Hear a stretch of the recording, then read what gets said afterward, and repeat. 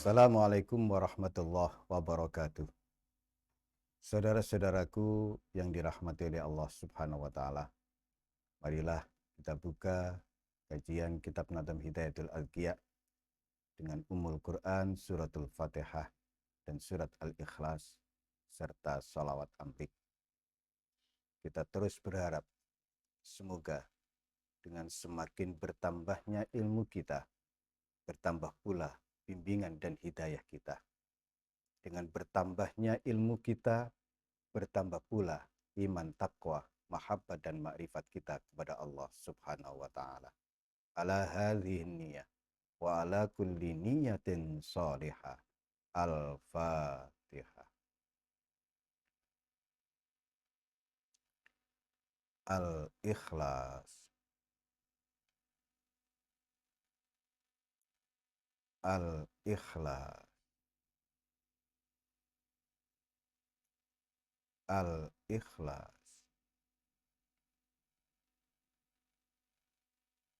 Allahumma salli wa sallim ala Ahmad amrika Muhammadin khalqik wa as'ada kaunik adada khalqik wa ridha nafsik wa zinata arsyik wa midada kalimatik nas'aluka Allahumma bih wa faqihna fi dini wa ahyina ala sunnati wa amitna ala millati wa ahsyurna fi zumrati. Bismillahirrahmanirrahim. Qala musannif kitab Nadam Hidayatul Adqiya Asy-Syaikh Zainuddin bin Ali Al-Ma'bari Al-Malibari rahimahullahu ta'ala, nafa'anallahu bihi wa bi'ulumihi wa amaddana bi asrarihi wa aada alaina min barakatihi wa afadha alaina min nafahatihi fid dharaini amin. Mayyatluban ma laysa ya'nihi faqad fatalladzi ya'nihi min ghairi tila. Melanjutkan penjelasan terkait dengan qanaah. Syekh Zainuddin menyampaikan dengan bahasa yang singkat, padat, dan berisi. Siapa yang mencari sesuatu yang tidak berguna, sesuatu yang tidak penting, ini bagi kehidupannya di akhirat nanti, sungguh ia benar-benar kehilangan sesuatu yang penting, sesuatu yang berguna darinya dengan sendirinya. Orang yang mencari sesuatu yang tidak bermanfaat buat dirinya, tidak berguna buat kehidupannya kelak di akhirat nanti, sesuatu yang seharusnya itu lebih dipentingkan,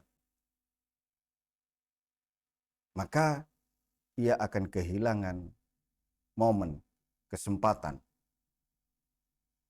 untuk mendapatkan sesuatu yang berguna, sesuatu yang penting bagi dirinya. Saudara-saudaraku yang dirahmati oleh Allah Subhanahu wa taala. Kita semua tahu bahwa rizki kita sudah dijamin, ditanggung oleh Allah. Urusan sandang, pangan, dan papan kita, Allah sudah tetapkan. Allah sudah jamin.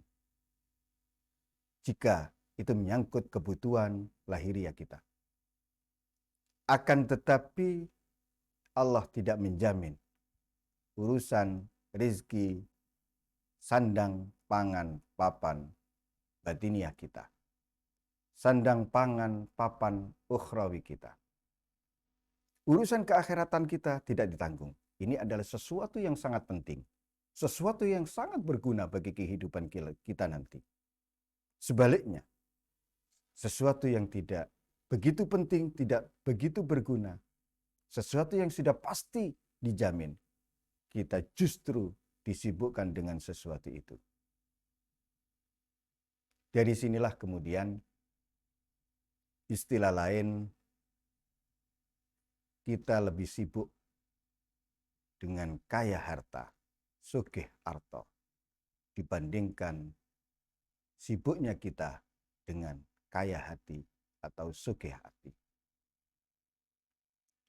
Jika kita, aktivitas keseharian kita, waktu kita lebih disibukkan dengan mengejar kekayaan, harta benda, dengan terus-menerus mengumpulkan pundi-pundi kekayaan kita. Di sisi lain, kita justru tidak sibuk dengan mengumpulkan pundi-pundi kekayaan batiniah kita.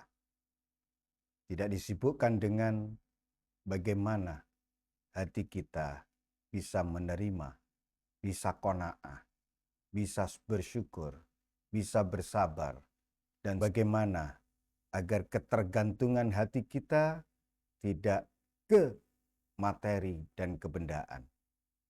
Karena jika rasa bahagia kita, senang dan gembira kita ini ditentukan oleh materi, ditentukan oleh kekayaan yang berupa uang dan lain sebagainya, tentu suatu hari nanti kebahagiaan itu akan terenggut. Dari sinilah kemudian kita diperintahkan untuk bagaimana menggantungkan hati kita, memberikan kepercayaan pada hati kita, terus menumbuhkan keyakinan kita bahwa Ar-Razzaq adalah Allah Subhanahu wa Ta'ala, yang memberikan rizki kepada setiap makhluk hanyalah Allah. Yang menjamin kebutuhan setiap makhluk hanya Allah. Wa annahu huwa aghna wa aqna. Sungguh dialah yang mengkayakan seseorang, yang membuat seseorang menjadi kaya raya. Wa aqna, dan dia pula yang memberikan kecukupan, mengqanaahkan seseorang. Allah tidak pernah memiskinkan seseorang, membuatnya melarat dan seterusnya, tidak. Dalam ayat yang lain, Allah lah yang mengkayakan seseorang, dan Allah pula lah yang mengukur kadar rizki untuk setiap makhluknya. Artinya hanya Allah yang tahu yang terbaik buat setiap makhluknya.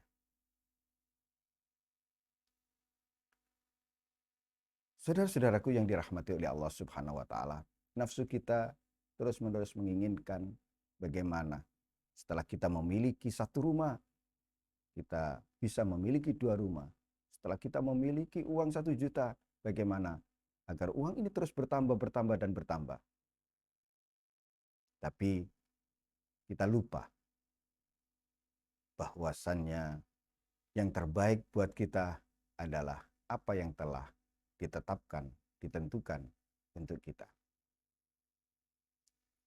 Banyak sekali justru orang yang miskin harta. Mereka yang belum pernah merasakan kecukupan harta, menginginkan hidup yang mewah, hidup yang serba.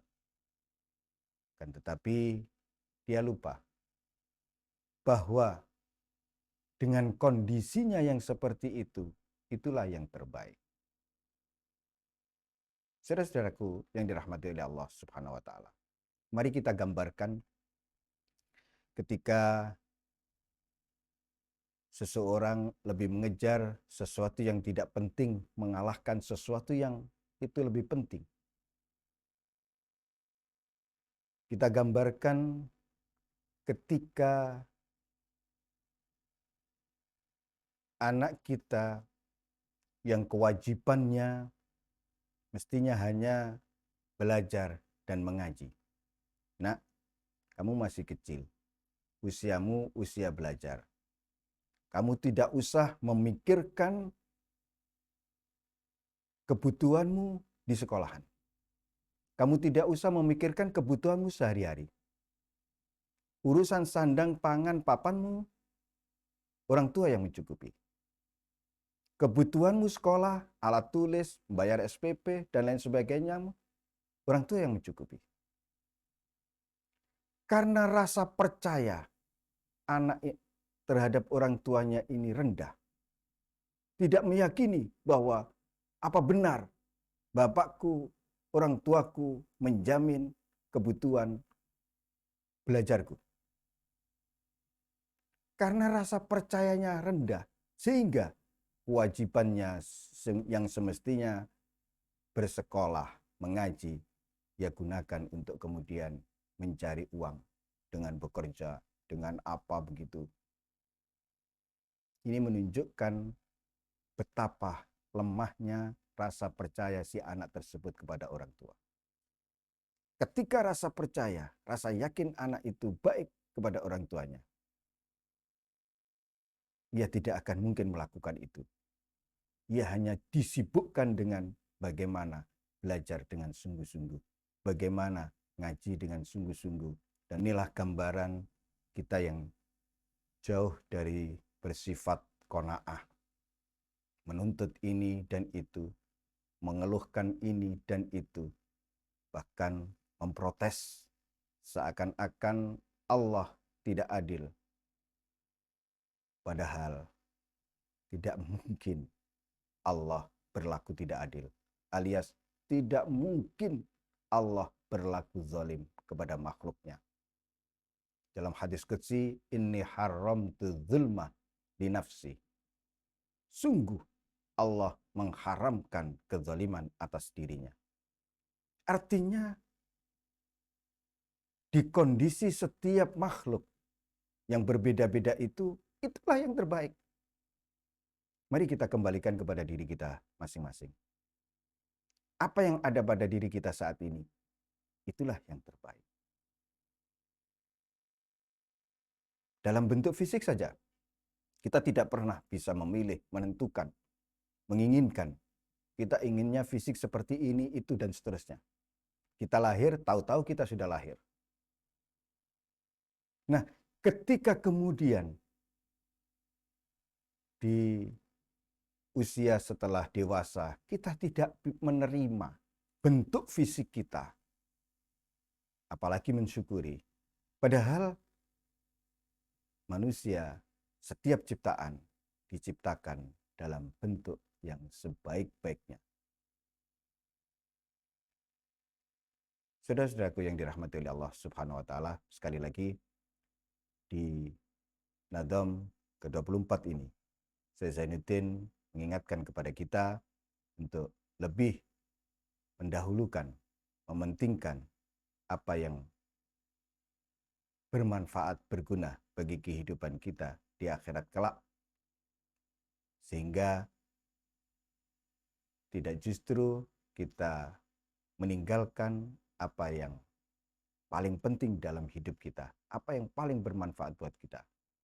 Yang paling penting, yang harus didahulukan pada diri kita masing-masing adalah bagaimana hati kita memiliki sifat qanaah.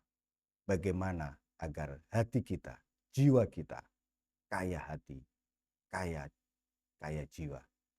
Yang kemudian ketika jasmani kita dikayakan oleh Allah atau diberikan pas, itu tidak berpengaruh bagi keimanan kita kepada Allah Subhanahu wa taala. Semoga Nadam ke-24 ini menginspirasi kita, mengingatkan kepada kita masing-masing selama ini mana yang lebih kita pentingkan untuk diri kita masing-masing. Apakah kita sudah lebih mendahulukan, mementingkan kaya hati kita, kaya jiwa kita dibandingkan kaya secara lahiriah, atau justru sebaliknya.